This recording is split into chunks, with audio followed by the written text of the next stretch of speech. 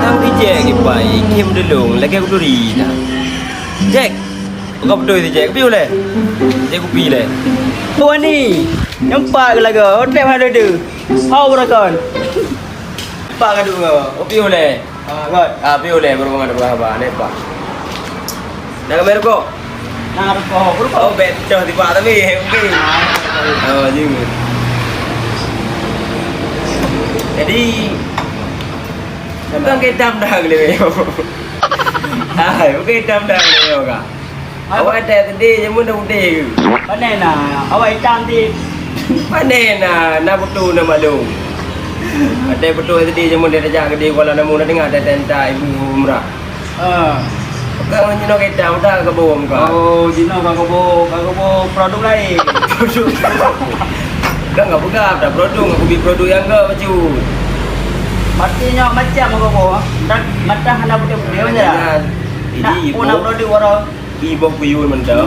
Jampui madu baju bawah muka ngap putih. Ibu puyun jampui madu. Oh, nyan jerawat ke dah. Nampak. Yang alami. Menyak ana jin negalan ju pada ko Al-Aziz store. Mana nak barang?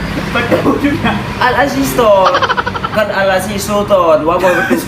Dua apa nak kai betul?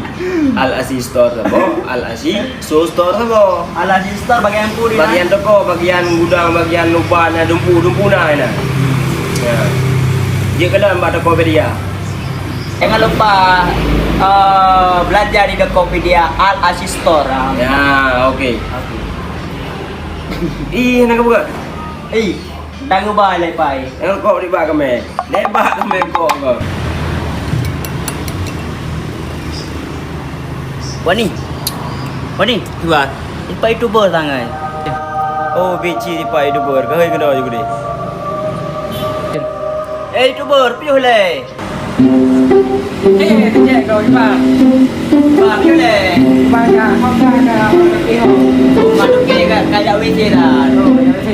Naik bukan dulu ni. Lalu dia dah. Bang kena berani. Buka tengok. Kakak. Kedai orang.